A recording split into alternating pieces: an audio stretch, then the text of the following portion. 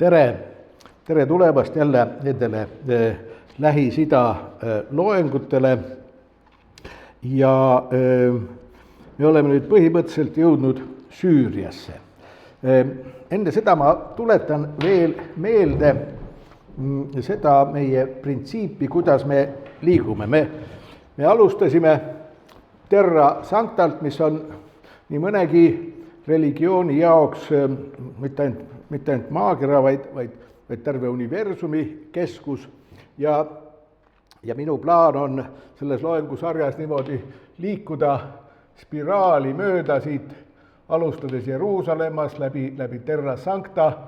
Me eelmisel akadeemilisel aastal jõudsime Liibanoni ja nüüd läheksime spiraali mööda edasi Süüriasse, Jordaaniasse, Egiptusesse, Türgi, aga enne kui me Türki läheks korraks käiks ka Küproselt läbi ja siis mööda seda spiraali niimoodi üha laiemaks ja laiemaks. Kui kaugele me jõuame, seda ei oska praegu öelda, seda lihtsalt aeg näitab, millal ükskord see spiraal otsa saab. Aga praegu ta ei paista veel otsa saamas, nii et me oleme liikunud nüüd Liibanonist Süüriasse. Võrreldes eelmiste maadega, võrreldes Püha Maaga ja võrreldes Liibanoniga, Süüria on suur riik, võiks isegi öelda väga suur riik. Mitte ainult võrreldes Liibanoni ja Püha Maaga, vaid ka võrreldes Eestiga on ta suur riik. Ta on oma pindalalt on ta vähemalt 4 korda suurem kui Eesti Vabariik ja elanike arvu poolest, sellel aastal on hinnanguliselt seal natukene üle 25 miljoni inimese Süüria Araabia Vabariigis. Nii nagu Liibanoniski, nii ja Pühal Maal, nii ka Süürias on väga mitmeid erinevaid religioone, erinevaid kristlikke kirikuid, erinevaid moslemi, erinevaid islami suundi. Aga oluline erinevus on see võrreldes Liibanoniga, et kui Liibanonis, kui te mäletate, seal oli kolm usundit, druusid ja šiiidid ja kristlastest maroniidid. Nad olid nii, ütleme jämedalt öeldes, enam-vähem võrdse suurusega ja see tekitas niimoodi, kui neid suudeti tasakaalu panna kuni 75. aastani tasakaalus hoida, siis see riik eksisteeris hästi, aga nendel 3 suurel usundil Liibanonis, nagu te mäletate, see tasakaal läks paigast ära, tagajärjeks oli pikk kodusõda ja see tasakaal vist praegusekski ei ole päris korralikult paika läinud. Süürias on usundite statistika natuke teistsugune. Siin on 21. aasta hinnanguline usundite jaotus, kõige suurem on see roheline, need on sunniidid, siis see teine, see heleroheline, see on igat liiki šiiidid. Hiljem me jõuame ka nende šiitide juurde, siin on, eriti tuleks muidugi ära mainida, et siin on ismailiite selle helerohelise sektori sees suhteliselt palju, neid on rohkem kui Liibanonis ja nad on selle maa ajaloos, mitte küll uuemas ajaloos, aga keskajal on ismailiidid ütleme märkimisväärset rolli etendanud. Ja teine veelgi huvitavam rühm selle helerohelise sektori sees on alaviidid. Alaviidid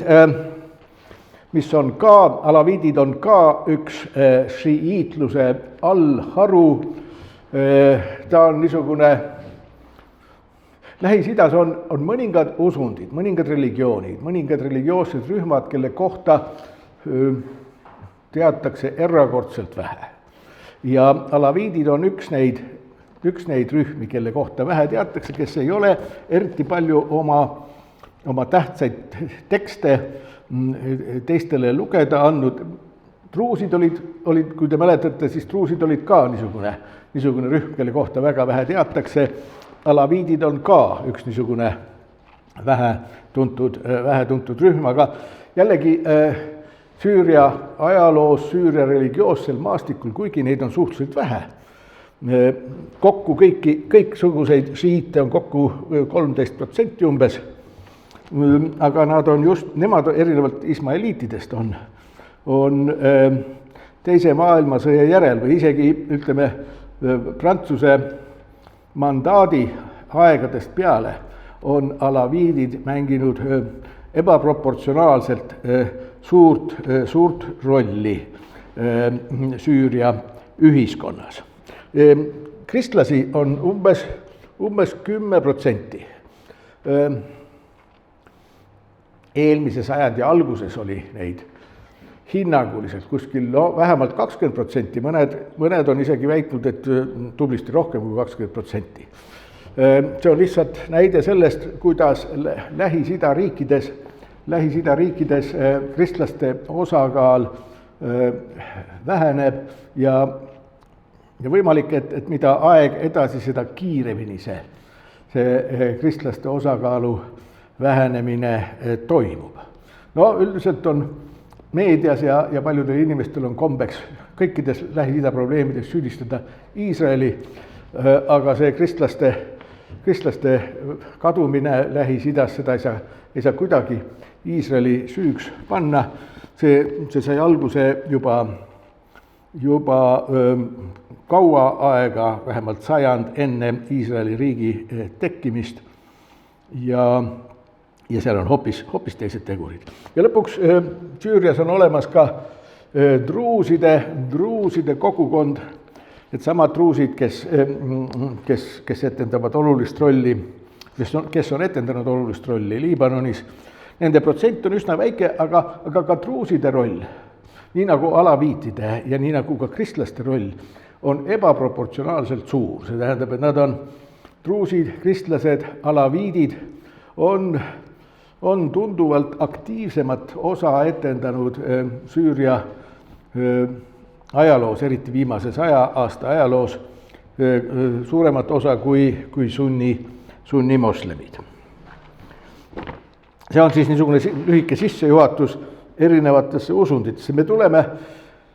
Mul on plaanis anda kõigepealt hästi lühikene kokkuvõtlik ülevaade üldse Süüria ajaloost, siis ka lühikene niisugune kirjeldus Süüria geograafia osas, kus on kõrb ja kus on Eufrates ja kus on mäed ja nii edasi ja mis need mäed etendavad on.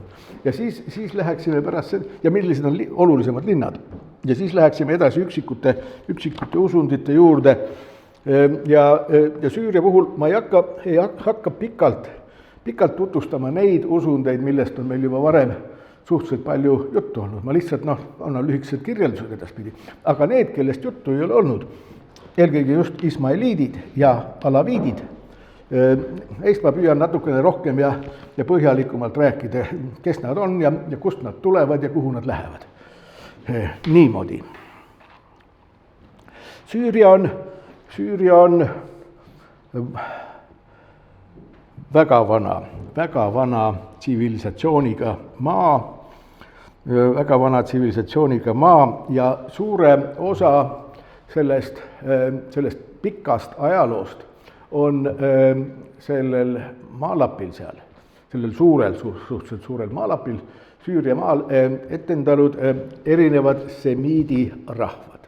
Kes on semiidi rahvad? Lühike vastus on need, kes räägivad semiidi keeli. See semiidi keelkond on üks keelkond. Meie jaoks kõige tuttavamad semiidi keeled on heebrea keel, araabia keel ja tänapäeval on veel on väga suur rääkijate hulk on Etioopias inimesed, kes räägivad lõunasemiidi keeli. Ja peale selle on veel väikene rühm inimesi, kes räägivad arami keelt, mis on ka semiidi keel, aga sellest sellest nüüd meil tuleb aeg-ajalt niisuguseid kõrvalpõikeid edasigi aramite ja arami keele osas. Aastatuhandeid tagasi, enne Kristust või enne meie aja arvamist, väga pika ajaloo jooksul, aastatuhandete jooksul, nii kaua kui semiidid on Süüria ala asustanud, võib rääkida kahest niisugusest semiidi usundite allikast, mis on mõjutanud Süüriat. Lääne semiidid ja idasemiidid. Ja põhimõtteliselt võib rääkida semiidi religiooni lääne variandist, mille ütleme, tuntud esindaja on Foiniikia, näiteks Foiniikia usund ja mõned teised seal semiitide usundid Vahemere idarannikul. Teiselt poolt on idasemiidi usundid või usund, jällegi natuke teist tüüpi, natuke teiste jumalatega usund, mis domineeris kahe jõe maal ehk jõgedevahelisel maal ehk kui tahta kreekapärasemalt öelda, siis Mesopotaamia usundid ja see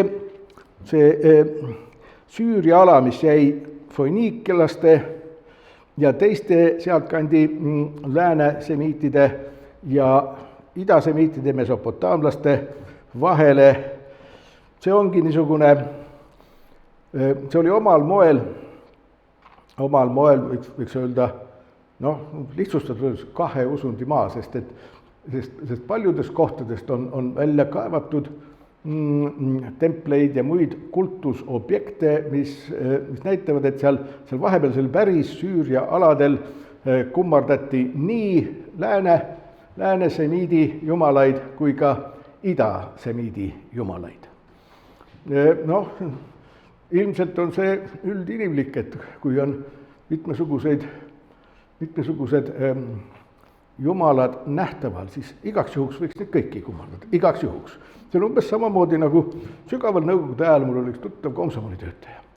Aga igal võimalusel korral igaks juhuks ta andis väga suuri annetusi kirikule. Igaks juhuks ta ütles, mine tea, järsku on niimoodi. Ja samamoodi see on üldinimlik ilmselt paljude inimeste puhul. Kui on mitmed eri jumalad, siis võiks ju igaks juhuks kõiki jumalaid kummardada. Mis see siis maksab? Nii ka sellel Süüria, sellel põhialal on paljudes väljakaevamiskohtades on erinevatele jumalatele templid ja aastatuhandeid tagasi oli seal nii lääne semiidi jumalatele, Ellile, Baalile, Astartele ja teistele templeid olemas ja samades kohtades, väljakaevamiskohtades, samades linnades olid olemas ka templid erinevatele Mesopotaamia jumalatele samal ajal. Nii nagu me võime põhimõtteliselt rääkida lääne semi religioonist või religioonidest, nii võib rääkida ka lääne semi keeltest ja vastandina selle kõrval siis ka idasemi või idasemiidi keeltest.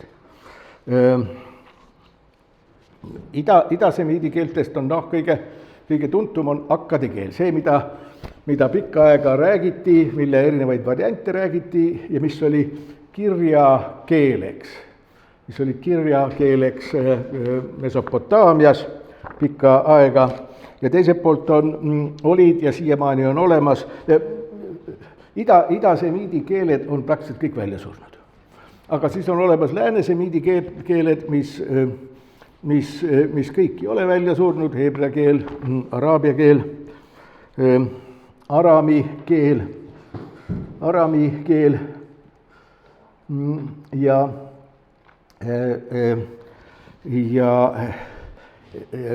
foiniikia keel on välja surnud, aga heebrea, araabia keeled on väga kaugel väljasuremisest ja isegi arami keel ei ole veel päris välja surnud sugugi. Selle arami keelega on küll niisugune asi, et kui te entsüklopeediast vaadate, siis te ei leia niisugust nime nagu arami keel, te leiate aramea keel. Mina kasutan seda arami keel, sest minu semifiloloogia õpetajad on kasutanud seda nimetust ja ka nende õpetajad on kasutanud seda nimetust, nii et mul ei ole nagu põhjust oma semifiloloogia õpetajate traditsiooni murda. Süüria aladel on, nagu ma nimetasin, on tehtud väga palju olulisi, väga tähtsaid arheoloogilisi väljakaevusi. Siin on üks kaart, aga siin ei ole sugugi kõik ja ma ei hakka siit enamust neid tutvustama, sest see nõuaks esiteks täiesti omaette loengu tsüklit ja teiseks ma ei ole ka arheoloogia spetsialist. Ma tahaks siin ainult tähelepanu juhtida kahele minu jaoks huvitavale arheoloogiliste leidude kohale. Üks on Ebla leiud. Ebla on siin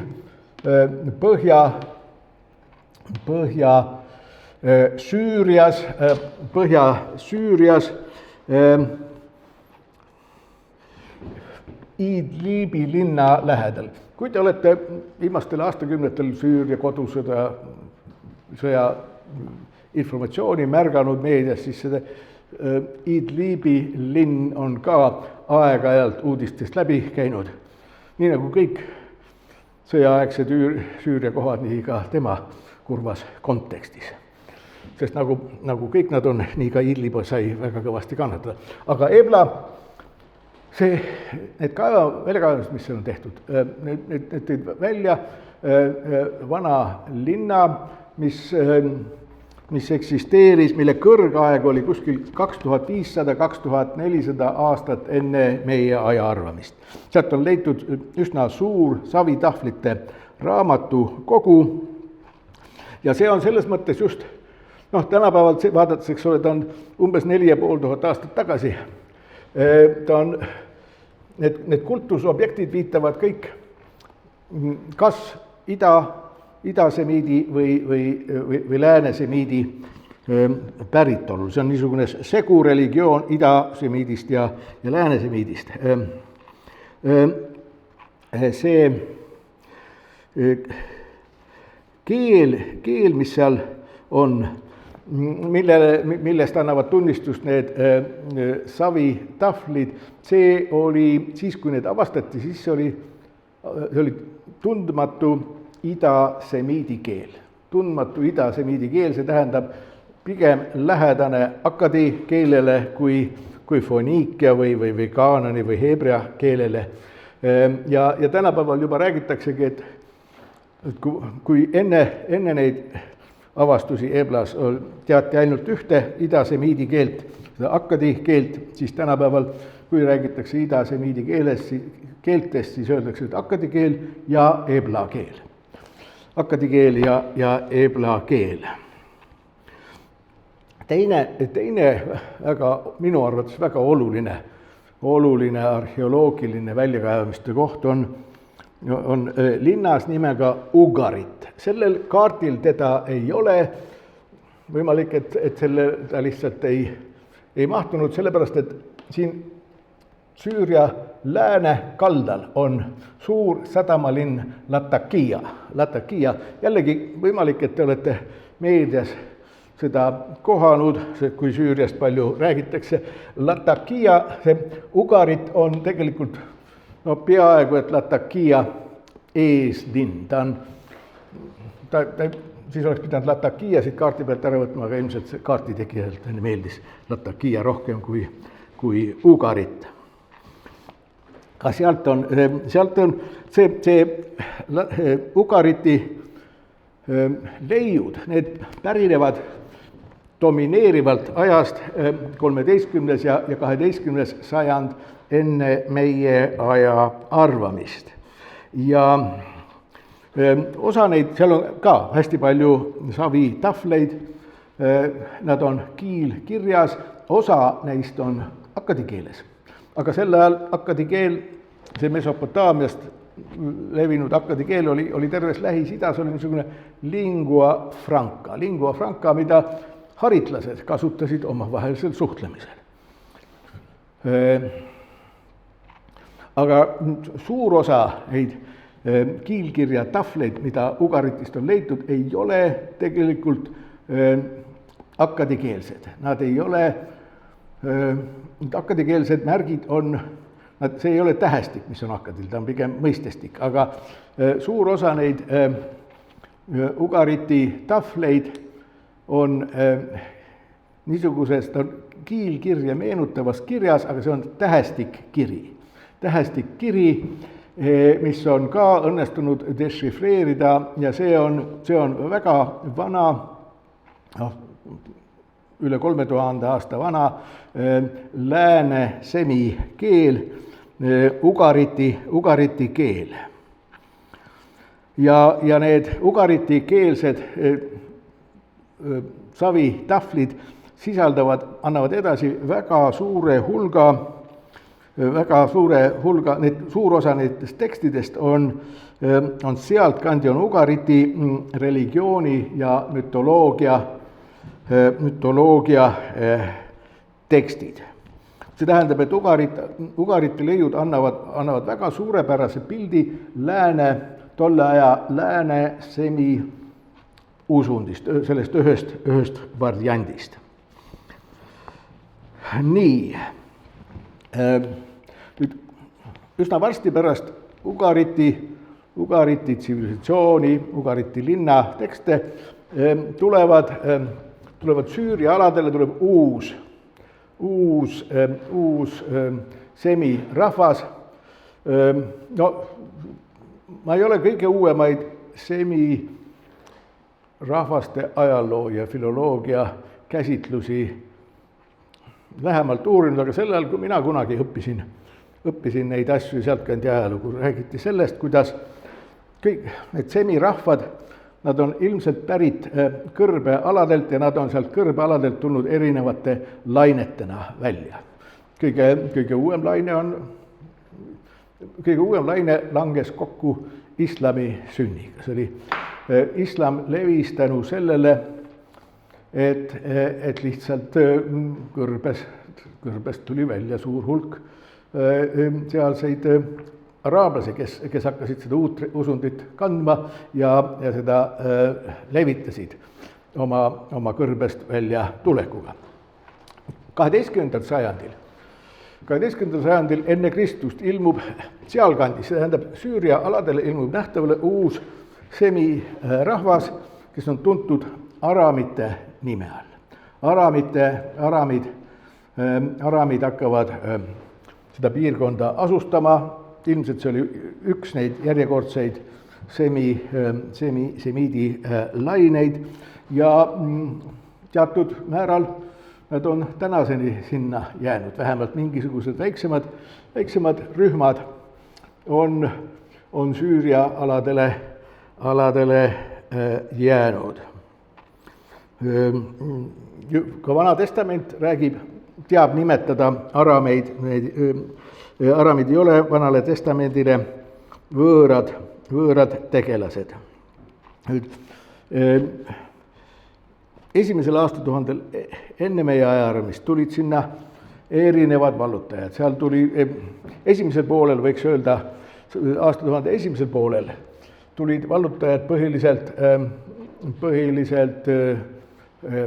kahe jõe alt, see tähendab Mesopotaamiast, need olid siis nii paabellased või babüloonlased kui ka assüürlased, kes selle piirkonna ära vallutasid, aga need aramid eksisteerisid sõltumata nendest Mesopotaamiast pärit vallutajatest. Aramid eksisteerisid edasi tol ajal seal ja seal kandis räägiti eelkõige arami keelt. Esimese aastatuhande teisel poolel tulevad aga vallutajad Pärsiast, Iraanist. Sellest on pikalt ka Vanas Testamendis juttu. Tulevad pärslased ja see piirkond satub Pärsia šahhiriigi osaks, aga jällegi nii imelik kui see ei ole, see arami keel, mida siinkandis räägiti, muutub selle Pärsia riigikeeleks. Ja sellest perioodist on pärit üsna palju raidkirju, mitte ainult siin Süüria aladel, vaid ka Iraani aladel, kus Pärsia šahhid annavad oma otsustest teada mitte pärsia keeles, mitte tolleaegses iraani keeles, mida seal räägiti, vaid arami keeles. Ma hetk tagasi mainisin seda, et teisel aastatuhandel enne Kristust oli sealtkandi lingua francaks akkadi keel. Ja siis esimesel aastatuhandel ja veel tükk aega pärast meie aja arvamistki oli sealtkandi lingua francaks arami keel. Ja arami keelt kasutati, ütleme, väga intensiivselt lingua francana kusagil Siinai poolsaarest kuni Pärsia aladeni, kuni Iraani aladeni, veelgi rohkem. 4. sajandil enne meie aja arvamist oli üsna suur maalapp Iraanist kuulus India kuningriigi koosseisu ja 4. sajandist, 4. sajand enne meie aja arvamist oli Indias kuulus kuningas Ashoka, kes on budismi ajaloos väga tähtis. Ja on isegi kuningas Ashoka dekreetidega raidkirju, mis on ka arami keeles. See tähendab, et see arami keel oli väike nurk Aafrikast ja pisut võib-olla liialdades pool Aasiat. Sellel alal oli arami keel oli lingua francaks ja kuigi aramid on üsna palju tümitada saanud ajaloo jooksul, siis varsti näeme, et nad ei ole ära kadunud, neid on ikka järgi. Ikka järgi kuskil mägedes on mingid külad, kus räägitakse arami keelt.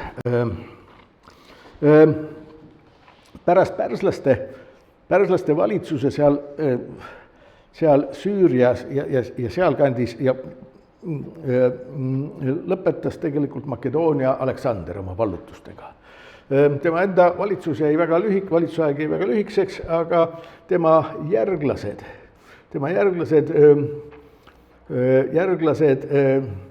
diadohid, kes valitsesid sealkandis mõnes kohas Põhja-Aafrikas ja Lääne-Aasias, need rajasid oma kuningriigid ja nende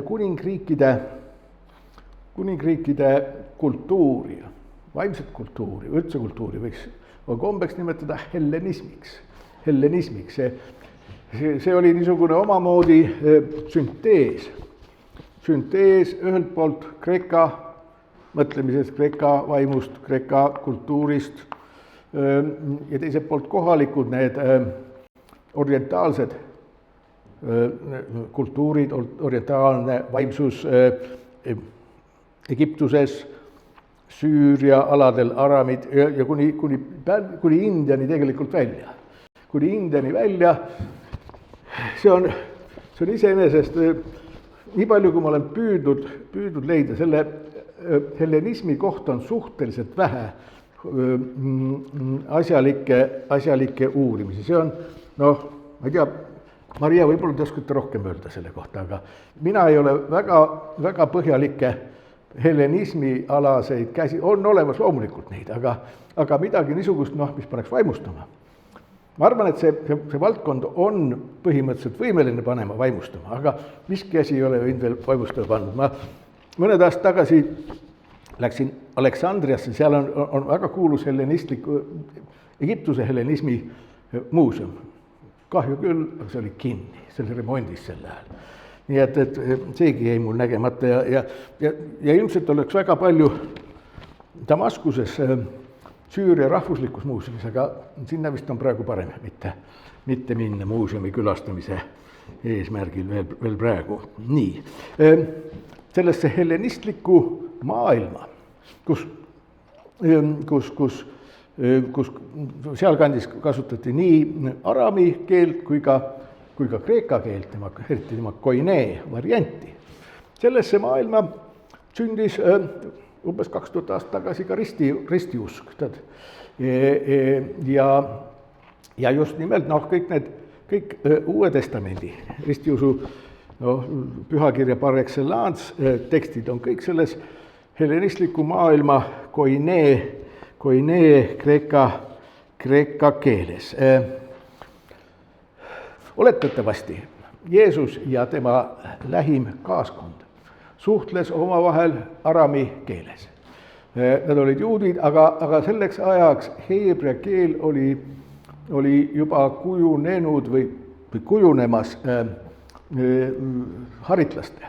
haritlaste keeleks, õpetlaste keeleks, mitte enam igapäevaseks keeleks ja Palestiina aladel, Pühamaa aladel oli araami keele lääne variant, lääne dialekt muutunud igapäevakeeleks ja nii oletataksegi tänapäeval, et see kristluse jõudmine Palestiinast Süüria araamikeelsesse maailma. See toimus hästi kergesti, kristluse hüppe araamikeelsest maailmast kreekakeelsesse maailma ja rääkimata ladinakeelsest võttis veel sajandeid aega.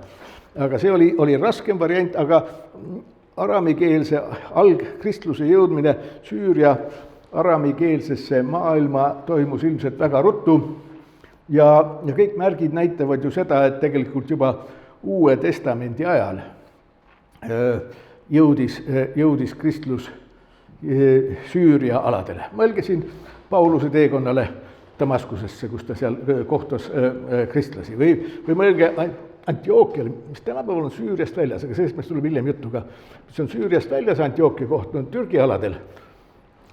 Süüria kodanikud ütlevad, et ebaõiglaselt on ta seal. Prantslased müüsid maha selle ajal, aga sellest tuleb hiljem juttu.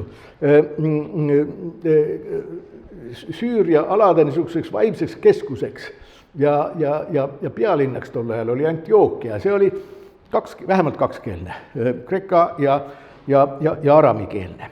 Sellest araami kristlusest on mul meie loengutes varem olnud üsna palju juttu. Ma ei hakka siin praegu seda enam pikemalt seletama, kes selle asja vastu rohkem huvi tunneb, kuidas araamitest said kristlased, siis sellest on juttu ka mul ühes raamatus, mis mõni aasta tagasi ilmus ja nüüd ma ootamatult avastasin, et see on uuesti välja antud elektroonilisel kujul. Uus väljaanne, nii et paberkandjal teda ammupoes enam ei ole, aga elektrooniliselt e-raamatuna on ta täiesti saadaval. Ja seal on ka juttu sellest, kuidas see araami kristlus, eelkõige Süüria aladel ja ümbruskonnaaladel, kuidas ta lagunes erinevateks kristlikeks kirikuteks läbi ajaloo. Järgmine suurem etapp Süüria arengus, ajaloos on islami jõudmine. Islam jõudis ka üsna ruttu Araabia poolsaarelt Süüria aladele aastatel 634 kuni 640, selle sees vallutasid moslemid ära Süüria alad.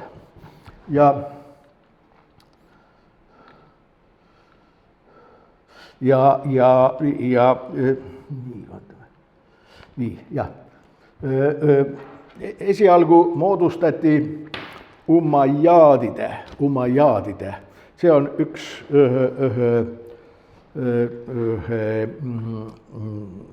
Araabia suguharu, suguvõsa valitsus, dünastia, umayyaadide dünastia, mis valitses natuke vähem kui 100 aastat, 661 kuni 750 ja nende jaoks, nende umayyaadide hiiglariigi pealinnaks oli Damaskus ja selles umayyaadide riigis, selle kohta ei saa öelda, et oleks puhtalt araablaste riik olnud, sest selles umayyaadide dünastia suures islami riigis, seal oli ka kreeka keel oli veel kasutusel ja arami keel oli kasutusel. Päris mitmed ja see oli, tundub, et see umayyadide riik oli omal moel üsna tolerantne. Seal olid väga paljud ministrid ja teised riigiametnikud olid kristlased, kas kreekakeelsed kristlased või aramikeelsed kristlased, kes kõik, tõsi küll, rääkisid ka araabia keelt. Kui te araami keelt oskate, mis see araabia keeles rääkimine siis ära ei ole. Või kui te heebrea keelt oskate, siis ka araabia keeles rääkimine ei ole ka tead mis suur vägitegu. Nii, aga see umayyadide dünastia, mis oli keskendunud just nimelt Süüria aladele ja mille pealinn oli Damaskus, ta ei, nagu te nendest aastaarvudest näete, ta ei püsinud väga kaua. Niisugused, ütleme, kui me tahaks tänapäevast terminoloogiat kasutada, siis üks araabia rahvuslastele see ei meeldinud või niisugusele fundamentaalsetele moslemitele see värk ei meeldinud. Need umayyadid tegelesid igasuguste muude asjadega kui ainult islami levitamisega ja mošeedes käimisega. Seetõttu sai võimule Abbasiidide dünastia. Abbasiidide dünastia, nad olid kaugelt seotud Muhammadiga. Mitte küll väga lähedalt, aga seal vanaisa, vennapojad umbes niimoodi niisuguse skeemi kohaselt. Abbasiidid, neile ei meeldinud ka see Süüria kant, see oli võib-olla pisut liialdades, siis liiga läänelik, liiga kristlik, seal oli kristlaste mõju. Nad nihutasid oma keskuse Bagdadisse. Bagdad sai Abbasiidide mitte ainult riigi, vaid tsivilisatsiooni keskuseks. See on üsna uus arengufaas islami tsivilisatsiooni arengus ja nii mõnedki õpetlased ütlevad, et kui see keskus nihkus Damaskusest Bagdadi, siis Bagdad on Pärsiale palju lähemal kui Damaskus. Pärsia mõju hakkas kasvama islami maailmas. Pärsia on omaette, see on vapustavalt põnev ja huvitav maailm, on Pärsia või Iraan. Süüriaga seoses ei saa temast palju rääkida, aga vähemalt Abbasiidide tsivilisatsioonist alates on see Pärsia element teatud rolli etendanud, mõnikord rohkem, mõnikord vähem islami maailmas. Nüüd Süüria osas Abbasiidid valitsesid, mis ta on siis, üle 500 aasta.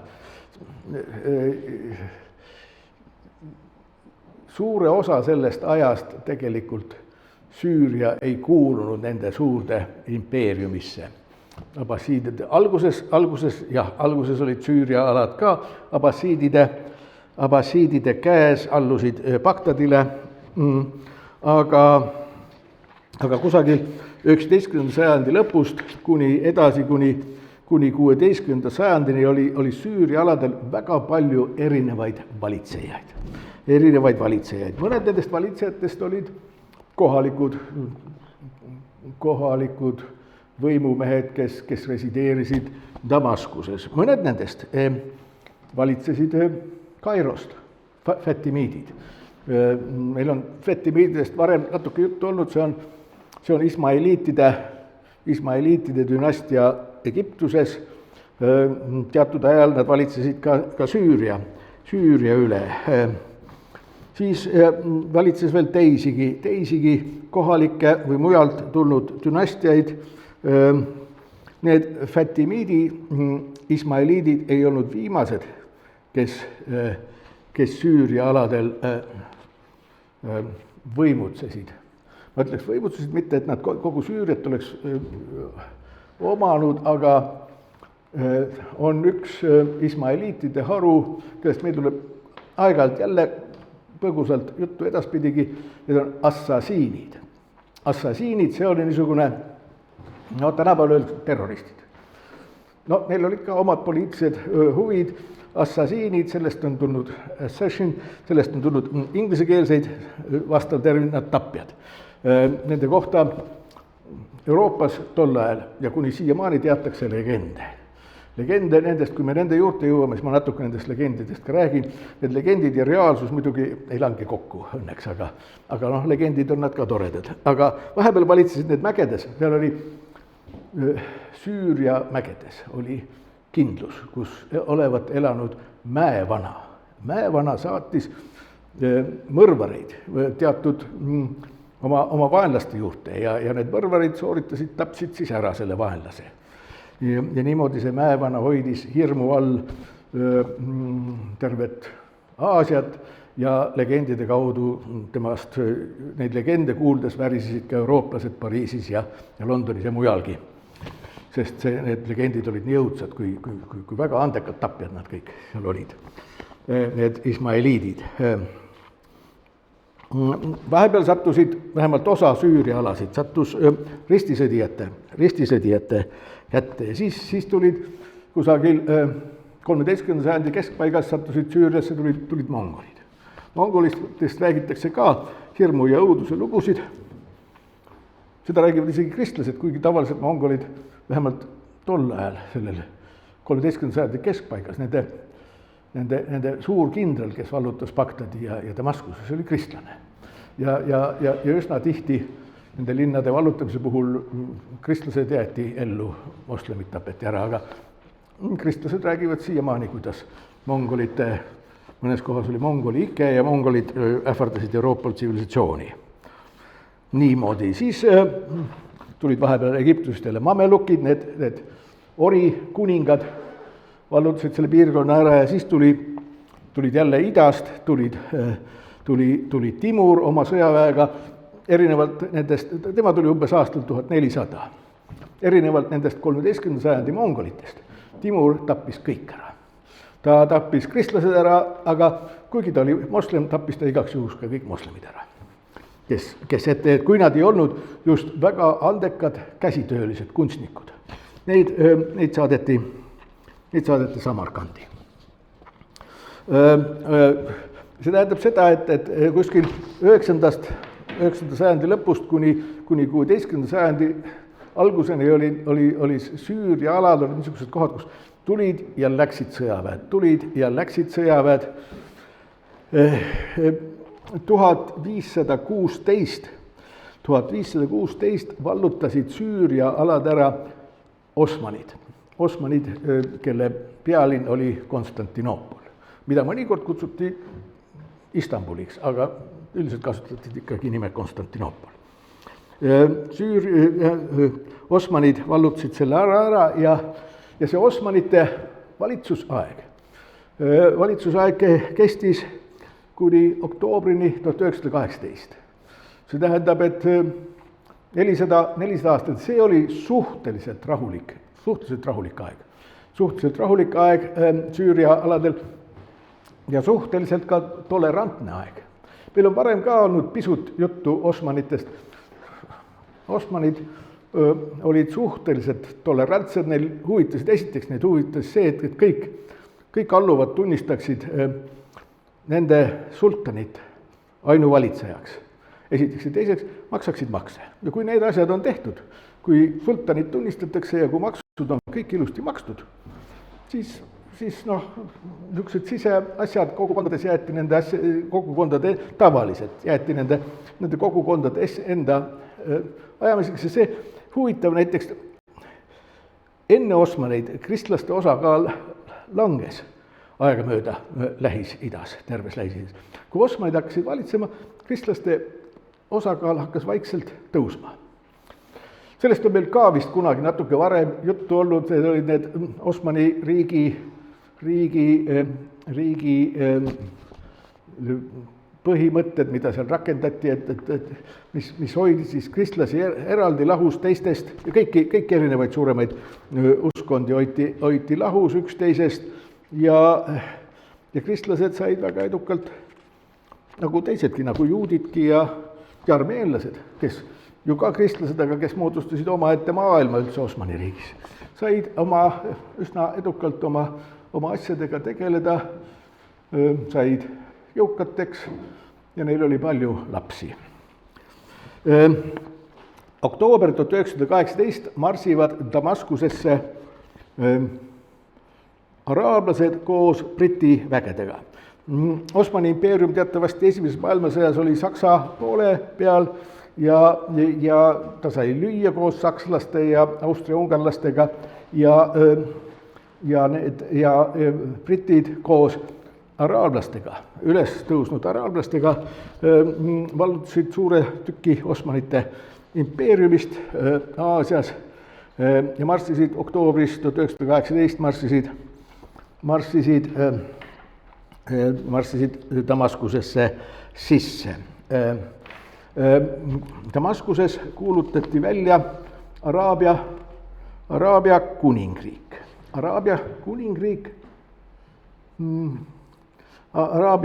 Araabia ja troonile pandi Faisal esimene, Süüria kuningas.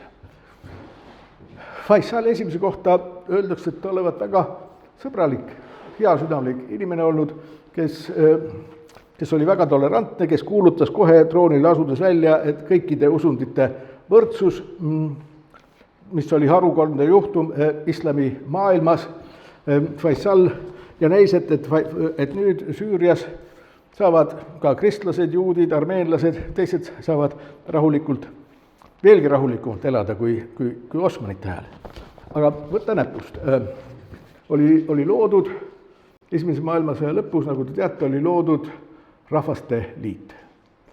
Ja Rahvaste Liidus mängisid üsna olulist rolli Prantsusmaa ja Inglismaa ja juba Suurbritannia. Juba sõja ajal tegelikult Suurbritannia tegevus esimeses maailmas, eriti Lähis-Idas, on üsna, heasõdamlikult võiks öelda, üsna keeruline. Pahatahtlikult võiks öelda, et see on üsna näotu tegelikult. Sest et ühelt poolt britid lubasid araablastele, andsid assüürlastele mõista, juutidele lubasid, kõik, kui te hakkate Osmanite vastu, saate preemiaks oma riigid. Teiselt poolt nad leppisid kokku Prantsusmaaga, et pärast seda Süüria ja Liibanoni alad jäävad Prantsusmaa kontrolli alla. Palestiina alad, mis tol ajal haarasid endasse ka Jordaania, sest see oli tol ajal üks niisugune territoriaalne üksus, Palestiina ja Jordaania. Seal alles hiljem tehti 2 tükiks või 3 tükiks. Ja Iraak jäävad brittide kätte. Ja kui nüüd sõja lõpus tekkis see Rahvaste Liit, siis Rahvaste Liit võttis aluseks selle sõjaaegse Pitot-Sykesi leping prantslaste ja brittide vahel. Ja Rahvaste Liit põhimõtteliselt ütles, et need Osmani riigi alt vabanenud rahvad, need peaksid saama iseseisvateks riikideks, aga neil on pikk tee veel sinna minna ja selleks on vaja, keegi neid hooldaks, keegi, kes oleks nende eestkostja. Ja Süüria, Liibanoni eestkostjaks sai loomulikult Prantsusmaa, nagu ta oli ka tahtnud, ja siis sealt Iraagi ja Palestiina aladel sai Suurbritannia eestkostjaks. Selle kohta öeldakse, et mandaat. Prantsusmaa sai mandaadi Süüria jaoks ja britid said teise mandaadi. Ja kui nüüd prantslased hakkasid tulema Süüria aladele, kus valitses kuningas Faisal, siis prantslased teatavasti on läbi viimaste sajandite olnud üsna vabariiklikud ja seetõttu nad ei kannatanud mingisugust kuningat, kes tahtis veel iseseisva riigi kuningas olla Damaskuses. Faisal sai loomulikult oma suhteliselt viletsate sõjaväega sai prantslaste käest lüüa ja ta kukutati ära. Tõsi, sisuliselt olid britid ta pannud troonile seal Damaskuses. Ja brittidel siis tuli südametunnistus hakkas natukene piinama. ja nad ütlesid Faisalile, et kuule, et me ei saanud sulle anda lubatud Süüria kuningriiki, aga me anname sulle Iraagi kuningriigi. Ja siis brittide mandaadi all olevasse Iraaki rajatigi Iraagi kuningriik ja Faisal esimene sai Iraagi esimeseks kuningaks, aga see lugu lõpeb üsna kurvalt pärast teist maailmasõda tema järeltulijate lugu seal, aga kui me ükskord Iraagi juurde jõuame, siis võib-olla saab temast pikemalt rääkida. Faisal kuulus veel Hashimidide dünastiasse. Hashimidid on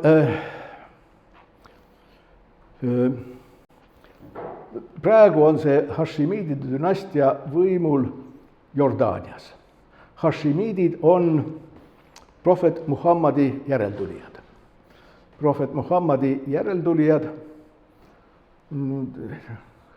Ja aga sellest võib siis rääkida, kui me Hashimididest võib siis pikemalt rääkida, kui me Jordaaniasse jõuame. Loodetavasti sellel akadeemilisel aastal me jõuame sinna. Niisiis, kahe sõja vahel ja teise maailmasõja ajal Süüria jäi Prantsuse mandaadi alla. Teine maailmasõda oli üsna keeruline, sest teatavasti Prantsusmaa läks lõhki 2 erinevaks Prantsusmaaks, aga britid olid seal Lähis-Idas siiski mängisid olulisemat rolli, nii et nad andsid mõne aja pärast Süüria de Gaulle'i pooldajate käsutusse. Ja prantslased oleks ka pärast sõda meelsasti tahtnud edasi seda mandaati jätkata ja Süürias eeskostjad olla, aga süürlased ise, neil sai ikka täiesti villand prantslastest ja britid samuti hakkasid Prantsusmaad survestama, nii et prantslased lahkusid 1946. aastal Süüriast ja siis sai Süüriast iseseisev riik. Nüüd mõne aja pärast järgmisel aastal tegelikult, 1947 juhtus üks väga oluline sündmus, mis määras edaspidist Lähis-Ida asjade käiku. See oli 29. novembril 1947. Üle ookeani, teisel pool Vahemere, teisel pool ookeani, New Yorki linnas sai kokku üks koosolek, üks seltskond, keda nimetati ja nimetatakse siiamaani Ühinenud Rahvaste Organisatsiooniks. Ja nemad võtsid 29. novembril 1947 vastu otsuse number 181, mis kuulutas, et Terra Sanctal peab tulema 2 riiki. Araablastele, nagu me teame, see asi ei meeldinud, nad tungisid vast sündinud Iisraeli riigile kallale ja nende araablaste hulgas olid ka süürlased. See oli terve ümbruskonna Araabia maailm, Egiptus, Jordaania, Iraak, Süüria, Liibanon. Kõik nad ei olnud seal päris üksinda, näiteks nii mõndagi Araabia suurt armeed juhtisid briti kindralid. Süürlased kasutasid seal Natsi-Saksamaa sõjaspetsialiste, ja kõik arvasid, et see on lühike sõda. Ei olnud, nad said väga, väga kõvasti lüüa. Ja Süüriale see, kui Jordaania jätkas suhteliselt stabiilsena, siis pärast seda kuni tänaseni välja Süüria riik on olnud äärmiselt ebastabiilne.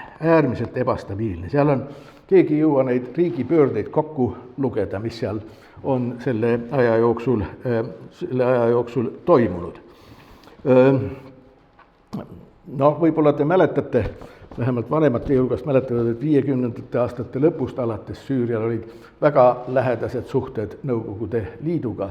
Omal moel on need suhted siiamaani Venemaaga. Need suhted, nende uus president vist hiljaaegu külastas Moskvat. Vahepeal tekkisid väga tihedad sidemed Süürial Egiptuses Nasseriga ja kuulutati välja Araabia ühinenud vabariik, mis koosnes Süüriast ja Egiptusest see oli niisugust ühendriigina, aga sellest see paari aasta pärast lagunes. Mingil hetkel sai võimule uus partei, uus seltskond, kes on tuntud Araabia taassünni sotsialistliku partei nime all ehk lühendatud Baath. See on sotsialistlik, sekulaarne partei. Nagu te mäletate, seal oli kaks, see enamusaega, sest mitte päris algus seal olid teised kindralid, aga need tõugati varsti troonilt ja jäi valitsema õhuvägede kindral Hafez al-Assad ja hiljem tema poeg kuni eelmise aasta lõpuni. Mis edasi saab Süürias poliitiliselt mõttes, mina ei julge midagi ennustada, eks seda aeg näitab. Mul on plaanis selle Süüria tsükli lõpus rääkida ka natuke sellest kodusõjast ja nendest religioossetest ja poliitilistest motiividest, mis seal taga on. Ma võin ette öelda, et minu arvates see ei ole niisugune valge-musta vastane võitlus, on kaks halli omavahel võitlevad või kaks kirjut omavahel võitlevad ja kumb neist nüüd kaabakas on ja kumb neist see hea südamlik on, seda ei oska mina öelda. Nii, see oli siis niisugune lühikene ülevaade Süüria ajaloost. Nagu ma siin varem olen öelnud, kui tahta kirjutada lühike sissejuhatus Süüria ajalukku, siis see võiks olla 7 väga mahukas köites. Pluss lisaköited veel. Aga mingi raamistuseva ehk midagi õnnestus anda. Nii, nüüd me peaksime minema Süüria, enne kui me päris usundid sügavust pidi käsitleme, vähemalt uusi usundeid, mis varem ei ole olnud. Enne veel tuleks vaadata natukene seda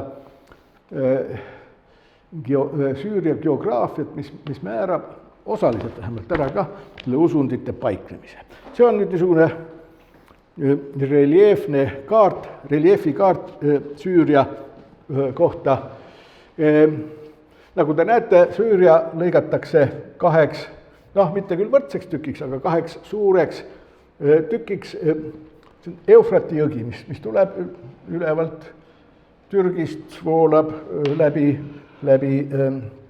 Süüria ja läheb edasi Iraaki. Teine oluline maastikualane väga suur tegur, väga suur maastiku element, mis määrab ka inimeste asetust Süüria territooriumil, on Süüria kõrb. See valge joonega on siin riikide piirid ja see pruuni kontuurjoonega, see on Süüria kõrb, mis ulatab osaliselt ka Iraagi territooriumile, osaliselt Jordaania territooriumile. See on suur kõrb ja nagu te isegi võite ette kujutada, enamus sellest kõrbest ei meelita eriti suuri rahvahulki. Seal on mõned erandid küll ja see kõrb, seda minu arvates ei maksaks ette kujutada niimoodi, et see on täiesti elutu liivameri siin, vaid siin on ikkagi oase, näiteks kohe siin samas kõrbe ääres on Damaskus, mis on ka oaasis asub ja selle kõrbe territooriumil on mitmeid vähemalt teatud piirkondades, me sellest natuke räägime ka mõne hetke pärast, kus on asustus ja kus on ka suhteliselt efektiivne põllumajandus olnud.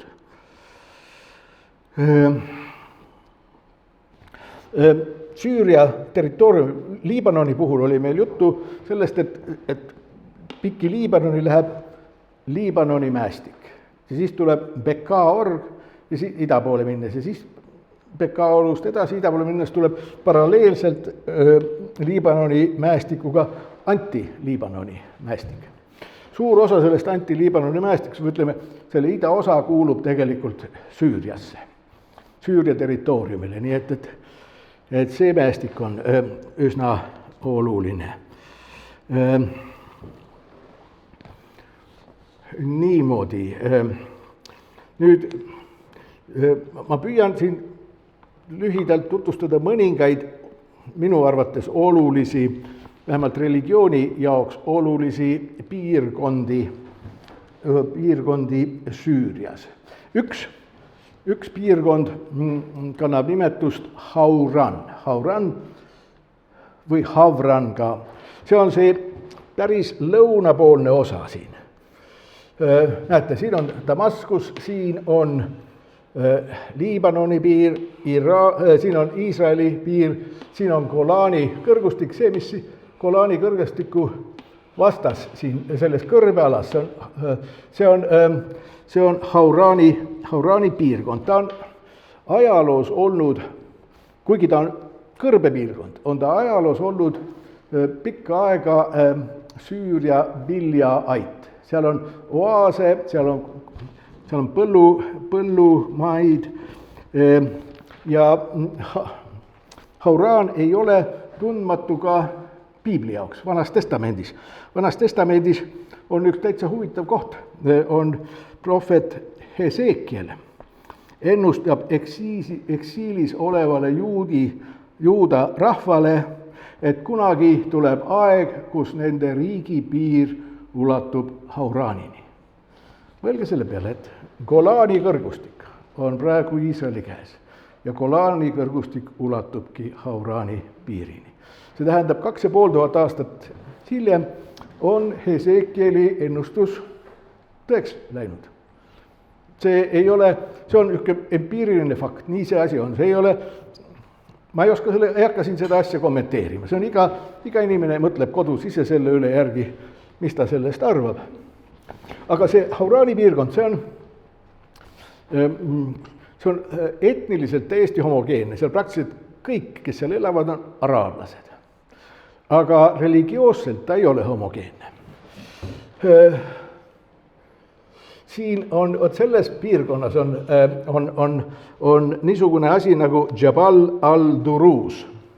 Jabal al-Duruz. Jabal al-Duruz on, kui seda maakeelde tõlkida, siis see on druuside mägi või druuside mäestik. Ja tõepoolest selles mäestikus elab umbes sama palju druuse kui Liibanonis. Ja selles mõttes on see kõige suurem osa sellest Haurani piirkonnast, kõige suurem osa elanikest on sunniidid. Need on sunniidi araablased, kes on seal jaotunud väga selgete klannide järgi. Need on need põlluharijad araablased seal, mitte peduiinid araablased, põlluharijad araablased, aga siis seal on ka linnad.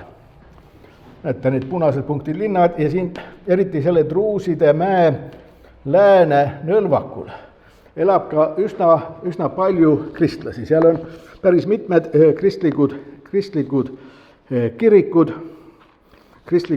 kirikud ja seal on selles piirkonnas, see pinnas on hästi kõva basaltkivim. See tähendab seda, et aegade jooksul rajatud paljud ehitised on üsna hästi säilinud ja arheoloogid on leidnud sealt väga palju roomaaegseid templeid ja bütsantsiaegseid kirikuid ja osa nendest bütsantsiaegsetest kirikutest tegutsevad tänaseni välja. Seal on põhiliselt need kristlased, kes siin mäenõlvakutel ja linnadel elavad, need on bütsantsi riituse kristlased. Üks osa on ortodoksed, idaortodoksed, teised on melkiidid. See tähendab katoliiklased, aga ka bütsantsi riitusega katoliiklased. Nii et see on üks niisugune eraldi. Vanasti oli ta väga tähtis, nagu ma ütlesin, Süüria riigi viljaait, aga Süüria kodusõja käigus on ta üsna palju kannatada saanud. Seal on väga suured lahingud olnud ja niisugusest islami fundamentalistide jaoks on see probleem loomulikult druuside mägi. Druusid on nende suured vaenlased, nad on püüdnud druuse hävitada, aga nagu te mäletate, druusid on tublid sõjamehed, nii et neid on väga raske olnud hävitada. Ja ka ISISe pooldajad ei ole selle asjaga hakkama saanud. Nüüd eraldi, see Jabal al-Ad-Durus. Järgmine piirkond, mida ma tahaksin siin välja tuua, on Al-Jazira. Al-Jazira piirkond, kui see on kogu Süüria kontuurkaart, siis Al-Jazira on siin üleval. Al-Jazira on üleval, see on Süüria kirdenurgas. See piirkond, see provints on jällegi isemoodi religioosse ajalooga. Siin on üsna mitmed erinevad usulised rühmad on. Suur osa selle Al-Jazira elanikest on põgenikud, pagulased või pagulaste järeltulijad. Meil on juttu olnud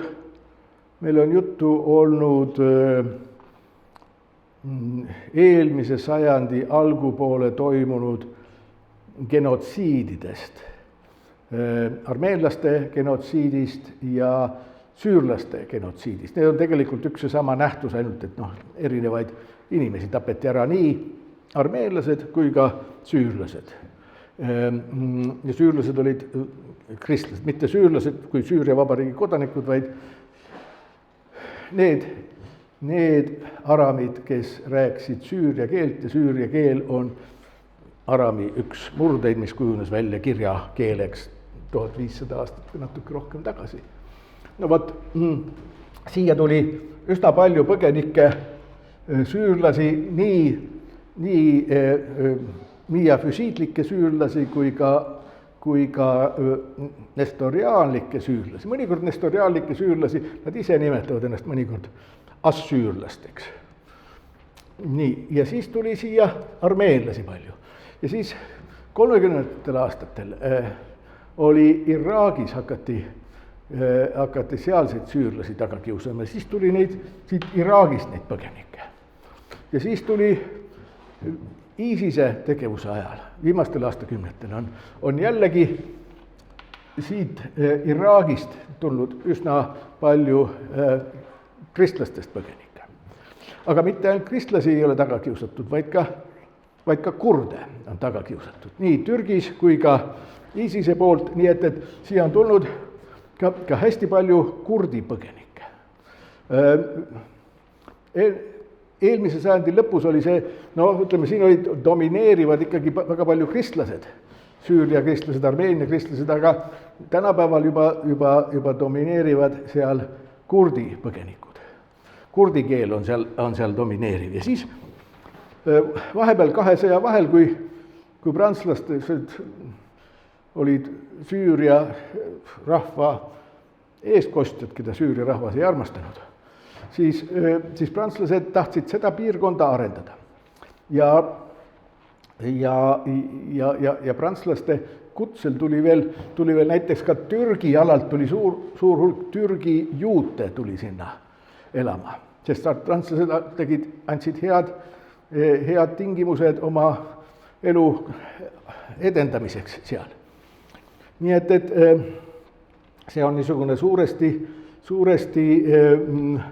pagulaste piirkond, seal on, ja võib-olla, et kõige ilmekam näide on Al-Qamishli linn. Ma vaatan siin selle kaarti peal, see on Süüria poliitiline kaart. Al-Qamishli linn on siin, ta on tegelikult Türgis Nusaybini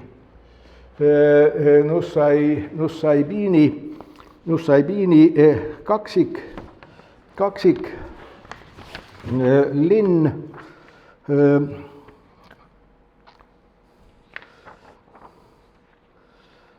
Nii, üks moment.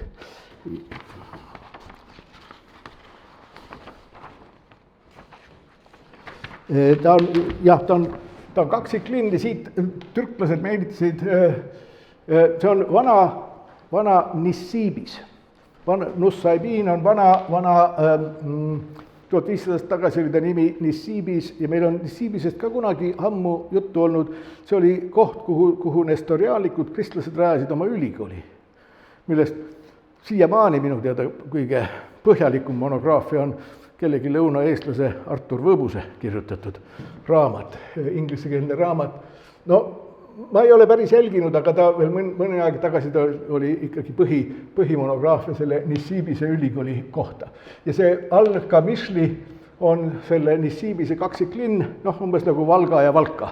Ja prantslased meelitasid sealt kaupmehi ja käsitöölisi, nende hulgas palju juute, sinna Al-Kamishli linna. Aga seal on, kui seda vaadata, seal on mitukümmend kirikut. See on väike linn, see ei ole teab mis suur linn. See on suhteliselt väike linn. Seal on Süüria ortodoksne kirik ja Süüria katoliku kirik, assüürlaste, nestoriaalika assüürlaste kirik ja nende õde Kaldea kirik, Armeenia apostolik kirik ja Armeenia katoliku kirik, etc. edasi. Aga viimastel aastakümnetel on sinna üha rohkem ja rohkem tulnud kurde. Nii et see Al-Kamishli on tegelikult kristlaste osakaal, aga ilmselt ka absoluutne arv on langenud ja seetõttu on ta tegelikult muutunud. Ta oli kristlaste linn, kus oli tublisti üle poole elanikest oli siin, eelmisel sajandil, tublisti üle poole elanikest olid kristlased, aga nüüd on ta muutunud juba domineerivalt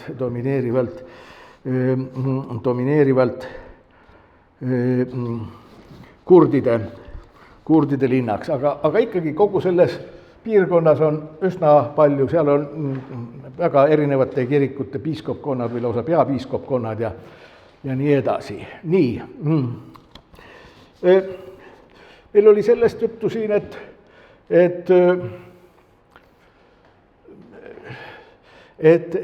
Golani kõrgustik on üks piirkond, mis Süüria arvab, et see on tema oma, Iisrael ei arva niimoodi.